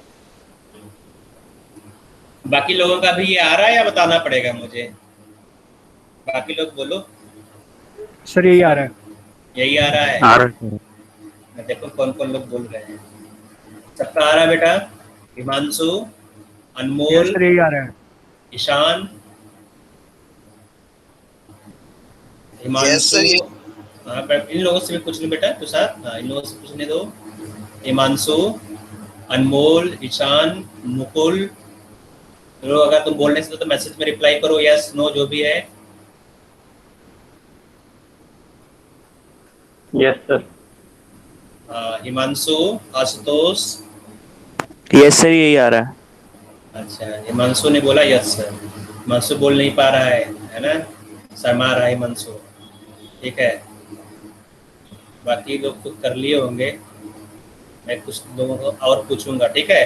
तो नेक्स्ट क्लास में मैं सोच रहा हूँ तुम लोगों से एक एक क्वेश्चन पूछूं, ठीक है? तो ये कुछ लोग बोल नहीं रहे हैं, क्लास में आकर बैठ जाने के बोल नहीं, रिस्पॉन्ड नहीं कर रहे हैं। तो मैं कुछ क्वेश्चन पूछूंगा ताकि तुम लोग आंसर दो। जैसे तुम आंसर दोगे तो तुम्हारा जो है डर अंदर से निकल जाएगा, ठीक है? जैसे रिया, रिया ने क्वेश्चन नहीं पूछा। सदन, जो भी बेटा, हो सकता है पेरेंट्स का नाम हो, क्योंकि आईडी हो सकता तुम्हारा ना हो। और ये टेरा स्टोन, बेटा नाम तो लिख लो कम से कम। तुषार तुमने बोल दिया, हो गया। मुकुल ने नहीं बताया आंसर, ठीक है? बाकी लोग मैं बाद में पूछ लूंगा। ओके, तो यहाँ पर एक छूट गया था, CuNH3 होल फॉर 2+, ठीक है? तो अगर ये कॉम्प्लेक्स है ना, तो इसके लिए तुम क्या जाओगे बेटा, यहाँ पर जो मैंने नोट्स लिखवाया था, नोट्स पर चले जाओगे। देखो यहाँ पर, तो नंबर 1 के लिए क्या है बेटा, नोट्स है यहाँ पर। तो अगर ये कॉम्प्लेक्स है CuNH3 होल फॉर 2+, तो इसका हाइड्रोजन क्या होगा, या तो DsP2 होगा या फिर sp2d होगा। ज्योमेट्री क्या होगा बेटा, स्क्वायर प्लेनर, ठीक है? स्क्वायर प्लेनर, ठीक है? इसको याद कर लो।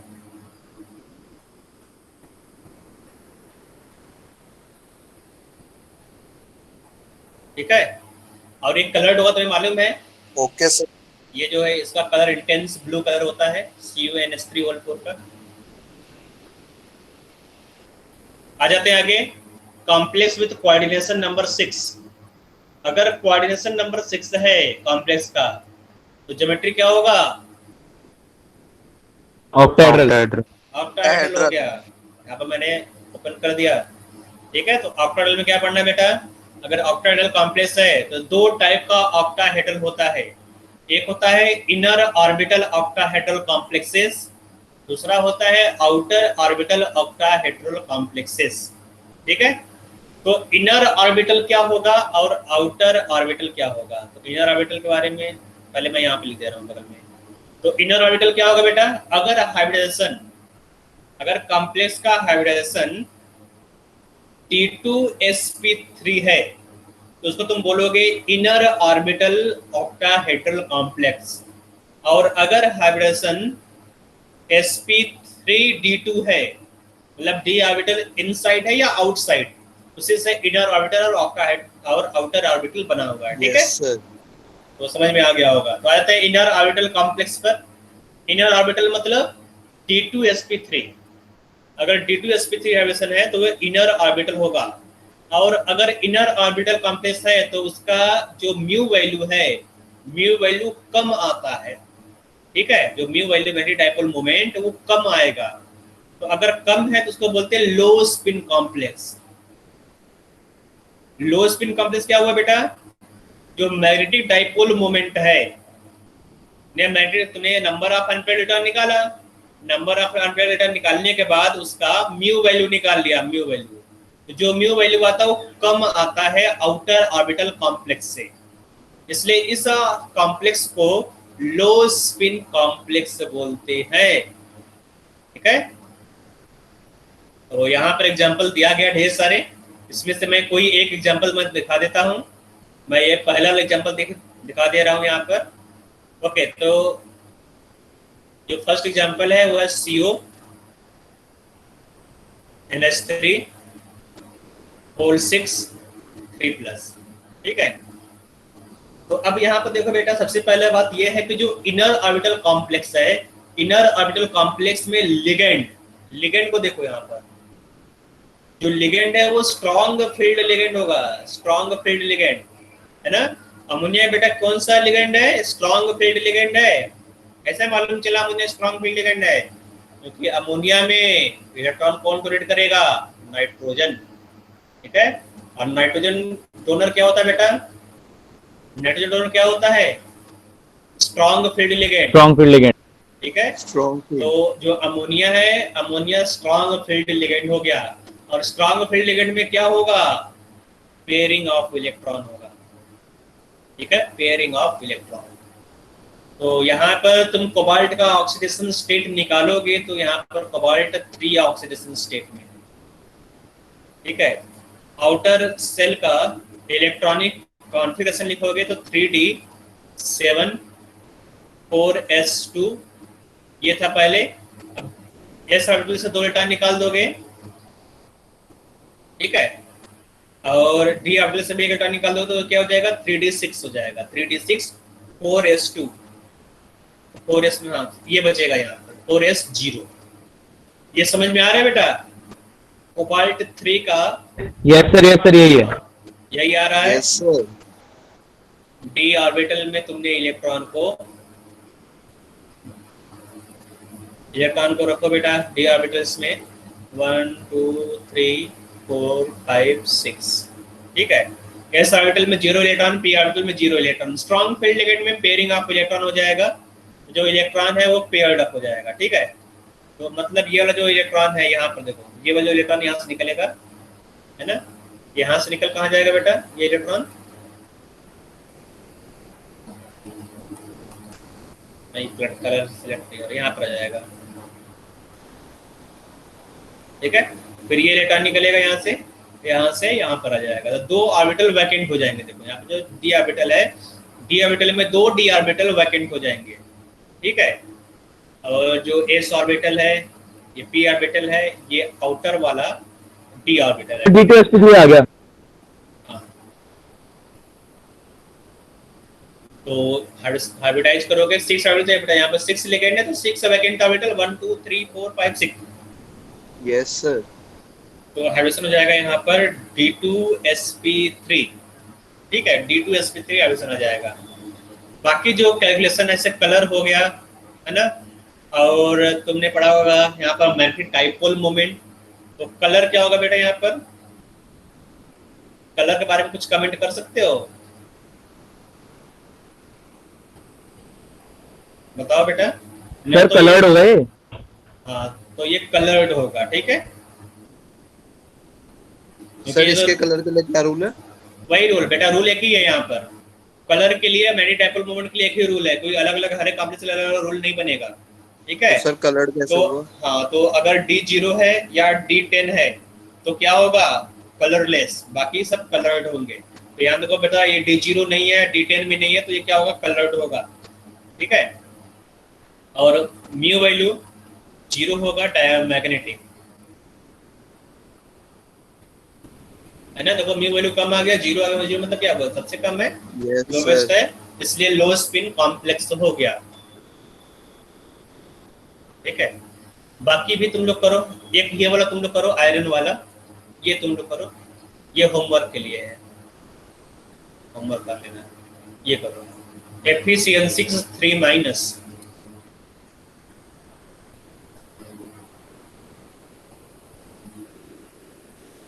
सर एक बार ऊपर का दिखाना।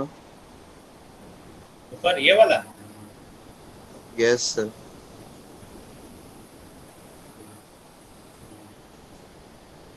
क्वेश्चन क्या है सर? ऐसा हटा लो। उससे यहाँ पर मैंने ये मैंने दिया है, ये वाला, ठीक है। एफिशिएंट वाला। हाँ, एफिशिएंट 63 माइनस एफिशिएंट 63 माइनस।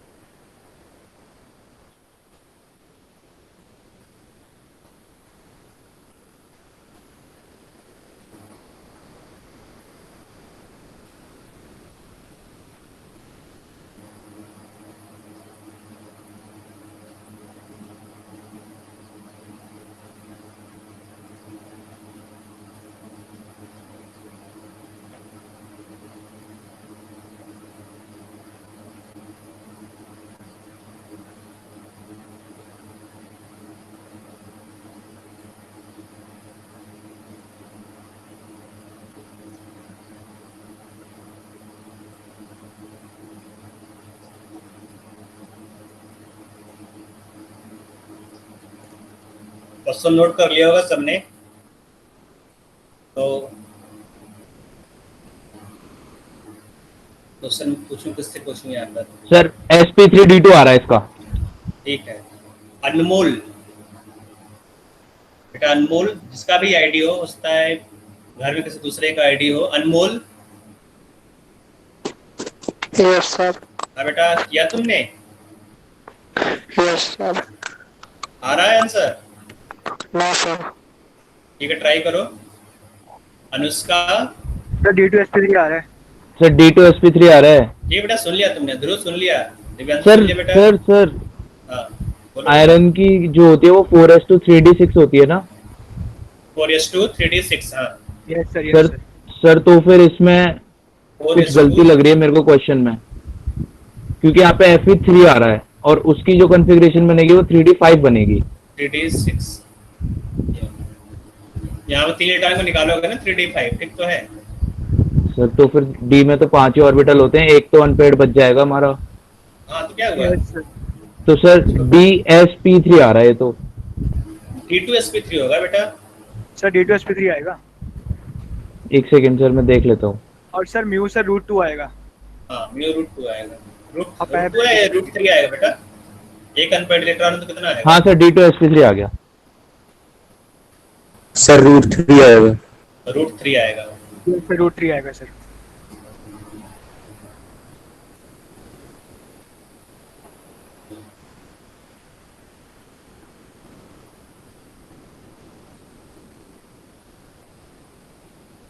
भाई में आ गया सर बेटा? कलर्ड होगा और म्यू उसका √3 होगा। सबका आ बोर गया बेटा? मैग्नेट्रॉन। सबका आ गया या फिर बताना पड़ेगा मुझे? नहीं सर, आ गया। सर और होमवर्क कौन सा वाला था? एक मिनट बेटा, पूछ लूं मैं। ये जिसका भी आईडी बेटा, मुदस्सिर हुआ बेटा तुम्हारा? ठीक है बेटा, रिया का आंसर आ गया। मुदस्सिर, मनीष,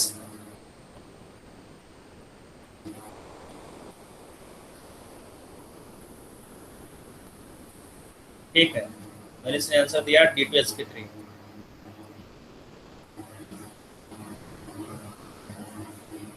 कलर, ठीक है। बाकी लोग भी बेटा रिस्पॉन्ड करो, है ना? कल 2 लोग केवल बोल रहे हैं, एक तुषार बोलता है, दूसरा ध्रुव बोलता है, और एक यहाँ पर नीचे एक बोलता है, दिव्यांशु बोलता है। बाकी लोग चुप रहते हैं, तुम लोग भी बोलो, ठीक है? मुकुल बेटा ज्वाइन किया, कुछ हुआ, समझ में आ रहा है? मुकुल बेटा समझ Yes, में आ sir. रहा है? हाँ, ठीक है। आंसर हुआ आया बेटा तुम्हारा? आंसर आ रहा है कि नहीं? सर कनेक्शन चला गया था। आंसर आ रहा है बेटा? अच्छा ठीक है, ट्राई करो, कोई बात नहीं, दोबारा देख लो, ठीक है? सर होमवर्क वाला क्वेश्चन कौन सा है? एक मिनट बेटा, बता रहा हूँ। हाँ, तुम मत हो जाओ, ये देखो। ये, ठीक है। तो मैंने जो सर ये जो NH3 का आपने स्ट्रॉन्ग वाला लिखा है, ये सर हर किसी के लिए थोड़ी होता है, बेटा जो मैंने कोबाल्ट के बता साथ होता है ना बस। इसको लिख लो, जो मैं बोल रहा हूँ लिख लो, ठीक है। हर एक कॉम्प्लेक्स मतलब तुम्हारा जो क्वेश्चन सॉल्व हो जाएगा, तुम जाओगे तो यहाँ से बेटा बहुत असम्पशन है क्वांटम केमिस्ट्री में, ठीक है। हर एक चीज में यहाँ से मिलेगा, लेकिन जो तुम्हारा सिलेबस है जो अप टू क्लास 12 लेवल है, जेई मेन है या जेई एडवांस है, वहां तक के लिए क्वेश्चन हो जाएगा इससे, ठीक है। तुम्हें कुछ और पढ़ने की जरूरत नहीं है। Okay sir, okay sir.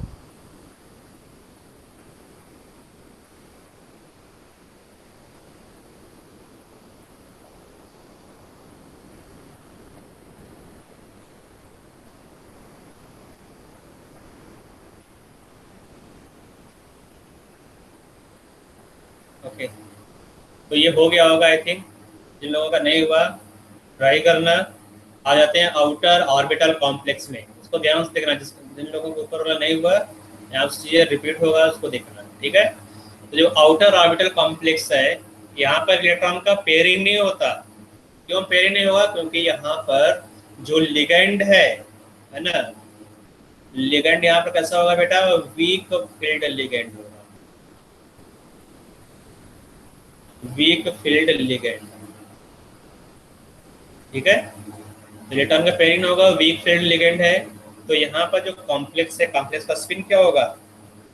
ये होगा हाई स्पिन, ठीक है।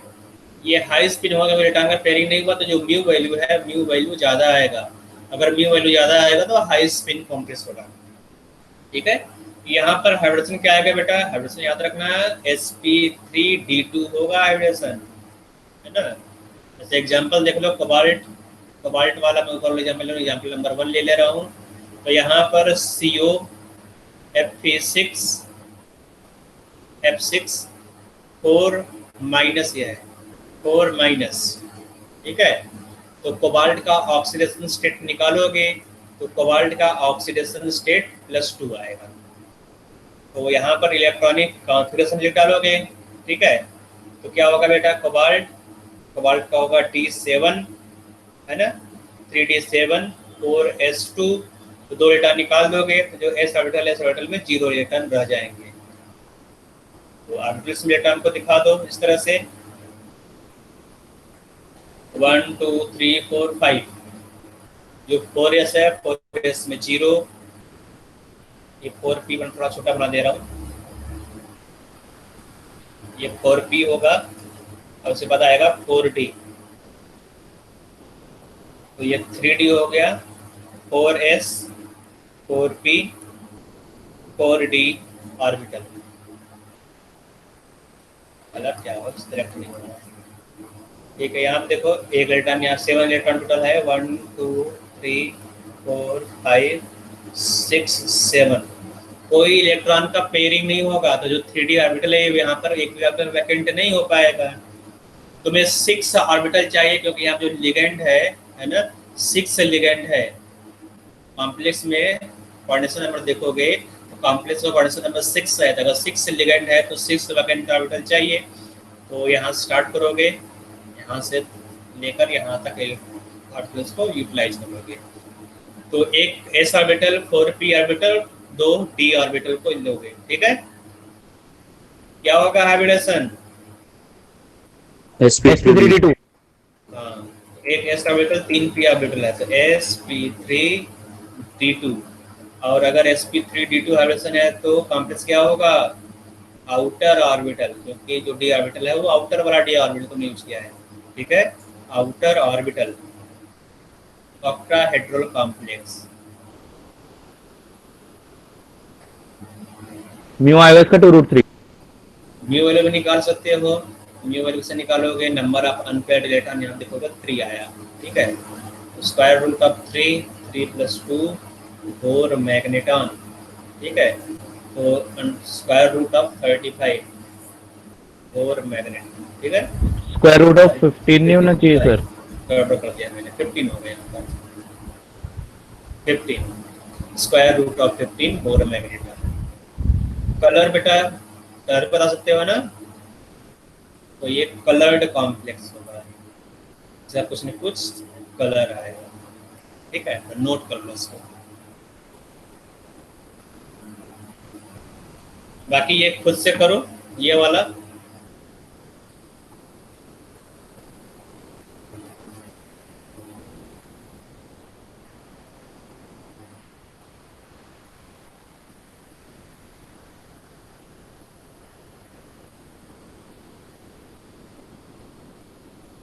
सेकंड एग्जाम्पल करो बेटा, इसको करो, मैं हाईलाइट कर दे रहा हूँ उसको, इसको करना है।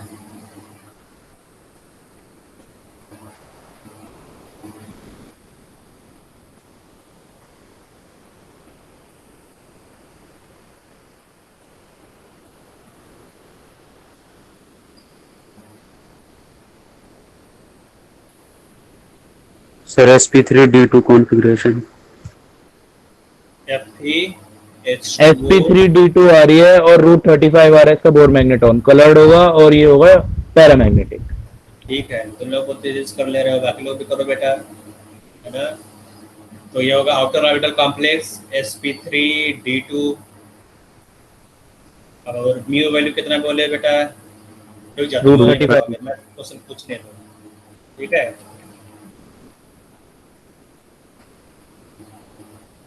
बेटा क्वेश्चन तो नोट कर लिया सबने, क्वेश्चन मैं दोबारा दिखाता हूँ। Fe2 होल 6 3 माइनस है,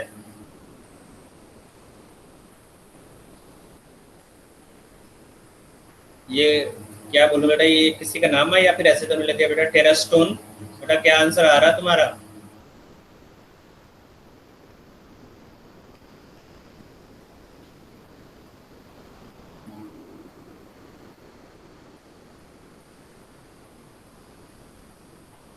कुछ लोग ज्वाइन कर रहे हैं, फिर कनेक्शन ब्रेक हो जा रहा है, फिर आ रहे हैं, तो समझ में कैसे आएगा बेटा?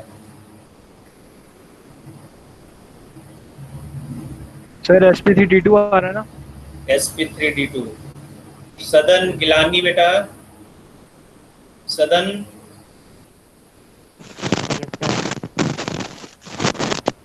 म्यू वैल्यू कितना आ रहा है? या हो रहा है बेटा, तुम क्वेश्चन हो रहा है, ट्राई कर रहे हो? हाँ सर। ठीक है, ट्राई करो।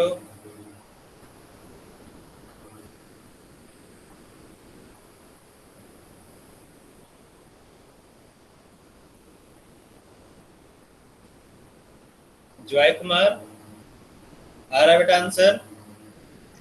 Yes sir. ईशान, ईशान बेटा यस सर। आंसर आ गया? सर एक मिनट बस। ठीक है, ट्राई करो। दिव्यांशु बेटा, दिव्यांशु, दिव्यांशु आंसर आ गया है, आ गया है ना? Yes sir. ओके। आशुतोष बेटा, आशुतोष आंसर आ रहा है तुम्हारा? आशुतोष आंसर आ रहा है? आशुतोष तो रिप्लाई नहीं कर रहा है, मैसेज में रिप्लाई कर दो बेटा, मैसेज में रिप्लाई कर दो, ठीक है, ओके।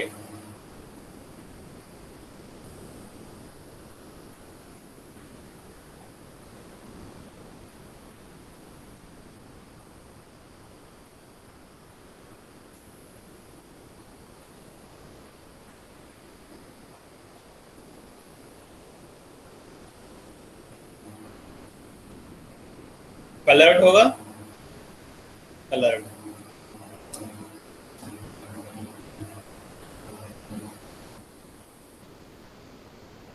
नोट कर ले बेटा, आगे चलते हैं। तो ये तुम्हारा वैलेंस बॉन्ड थ्योरी यहाँ पर कंप्लीट होता है। हम लोग पढ़ेंगे limitations of valence bond theory, जो लिमिटेशंस है उसको देख लो, ठीक है। तो लिमिटेशंस क्या है बेटा यहाँ पर? Explains but does not predict the shape, ठीक है। एक्सप्लेन तो कर दे रहा है लेकिन जो शेप है उसको प्रेडिक्ट नहीं कर पा रहा है, ये फर्स्ट लिमिटेशन है वैलेंस बॉन्ड थ्योरी का। सेकंड है qualitative explanation does not explain relative stability. तुम स्टेबिलिटी की बात कर रहे हो तो स्टेबिलिटी के बारे में भी नहीं बताता कि कौन सा कॉम्प्लेक्स स्टेबल है, कौन सा लेस स्टेबल है। सी पार्ट में बोला गया है can not explain colour and spectra, ठीक है। कॉम्प्लेक्स का जो कलर है उसको बता नहीं पा रहा है यहाँ पर, स्पेक्ट्रा क्या होगा उसको भी एक्सप्लेन नहीं कर पाया। Can not explain relative stability of structural isomer. तो अगर एक ही कॉम्प्लेक्स के दो या दो से ज्यादा स्ट्रक्चर जनरेट हो रहा है, ढेर सारे स्ट्रक्चर जनरेट हो रहे हैं, तो उसका जो रिलेटिव स्टेबिलिटी है, रिलेटिव स्टेबिलिटी के बारे में ये कुछ भी कमेंट नहीं कर पा रहा है। ठीक है, तो इस ड्रॉबैक को ओवरकम करने के लिए हम लोग पढ़ेंगे यहाँ पर crystal field. Sir last point दिखाना एक बार। तो नोट कर लो चारों पॉइंट को। तो कुछ चीजें और है जो हम लोग यहाँ पर पढ़ेंगे, उसमें से नंबर 1 हम लोग पढ़ेंगे इफेक्टिव एटॉमिक नंबर। तो टाइम तो है 5 मिनट, इफेक्टिव एटॉमिक नंबर तो हो ही जाएगा। तो यहाँ पर मैं लिख दे रहा हूँ इफेक्टिव एटॉमिक नंबर। ठीक है, तो इफेक्टिव एटॉमिक नंबर क्या होता है? तो जो इफेक्टिव एटॉमिक नंबर है उसको EAN से रिप्रेजेंट किया जाता है। EAN ये होता है इफेक्टिव एटॉमिक नंबर। ठीक है, तो क्या होगा effective atomic number? Effective atomic number is equal to Z. Z मतलब हो गया atomic number of central metal atom. ठीक है, जो इफेक्टिव एटॉमिक नंबर है ये मेटल आयन का निकाला जाता है। जो मेटल है मेटल का निकालो इफेक्टिव एटॉमिक नंबर, पूरे कॉम्प्लेक्स का नहीं। कॉम्प्लेक्स में जो मेटल है मेटल का ही इफेक्टिव एटॉमिक नंबर निकाला जाता है। यहाँ पर जो EAN है उसको कैसे निकालोगे?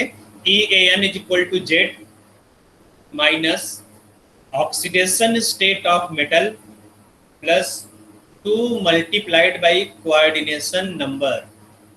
ठीक है, कोऑर्डिनेशन नंबर। इस फॉर्मूले का यूज करके तुम क्या निकालोगे? Effective atomic number of central metal atom. ठीक है, इसका यूज क्या है मैं बताऊंगा अभी। तो पहले इसको निकालना सीख लेते हैं। जैसे तुमने ऊपर एक कॉम्प्लेक्स लिखा था, मैं ये वाला कॉम्प्लेक्स ले रहा हूँ यहाँ पर। इसका इफेक्टिव एटॉमिक नंबर तुम्हें निकालना है FeH2O होल 6 3 माइनस। तो FeH2O होल 6 3 माइनस। तो यहाँ पर सेंट्रल मेटल एटम का EAN निकालना है, इफेक्टिव एटॉमिक नंबर निकालना है। ठीक है, कैसे निकालोगे? EAN is equal to atomic number of iron 26 होता है minus oxidation state of iron. Oxidation state कितना है यहाँ पर बेटा? यहाँ पर 3 माइनस नहीं 3 प्लस होना चाहिए। आई थिंक ये 3 प्लस होगा, ऊपर 3 प्लस था ना, चेक कर लेते हैं। 3 माइनस से लिखा है, 3 प्लस कर लो इसको, नहीं तो गड़बड़ हो जाएगा तुम्हारा। सर EAN 35 आ रहा है इसका। बेटा इस कॉम्प्लेक्स को सही कर लो बेटा। यहाँ पर मैंने गलत, तुम लोग आंसर भी गलत आ जाएगा नहीं तो ना। यहाँ पर इसको 3 प्लस कर लो, FeH2O whole 6 3 plus, FeH2O whole 6 3 plus, ये 3 प्लस है। Yes sir. इसलिए कई लोगों का आंसर भी नहीं आएगा। तो यहाँ पर ऑक्सीडेशन नंबर 3 है, तो 3 इलेक्ट्रॉन को यहाँ से निकाल दोगे, एनाइज कर दोगे, -3 हो गया, plus 2 multiplied by 6 coordination number. Coordination number यहाँ पर 6 है। तो देखो सॉल्व करो, यहाँ कितना आ रहा है? 26 से -3 हो जाएगा 23। 23 प्लस यहाँ पर 12 हो गया, टोटल हो जाएगा 35। तो यहाँ पर जो EAN है ना, तो EAN क्या है बेटा? क्रिप्टॉन का एटॉमिक नंबर -1। जो क्रिप्टॉन है, क्रिप्टॉन का एटॉमिक नंबर कितना होता है बेटा? 36 होता है ना? 36। मैं चेक कर लेता हूँ, 36 ही होता है ना? एक मिनट, फिर क्रिप्टन का 36 होता है, 36 ब्रोमीन का 35। ये 36 हो गया। मतलब कि थर्ड जो इनर्ट गैस है बेटा उससे एक कम आ रहा है EAN का इफेक्टिव एटॉमिक नंबर। एक दूसरा कॉम्प्लेक्स मैं ले रहा हूँ यहाँ पर K4 FeCN6, K4 FeCN6। ठीक है, तो इसमें आयरन का इफेक्टिव एटॉमिक नंबर निकालोगे EAN 36 है ना। तो यहाँ पे क्या होगा बेटा? यहाँ पे देखो जो आयरन +2 स्टेट में है ना, तो EAN निकालोगे। So EAN is equal to 26 minus 2 plus 2 multiplied by 6, तो आ जाएगा 36। ठीक है, एक और कॉम्प्लेक्स का तुम निकालोगे NiCO होल 4। अभी इसको तुमने ऊपर सॉल्व किया था है ना, NiCO होल 4। इसका EAN निकालो,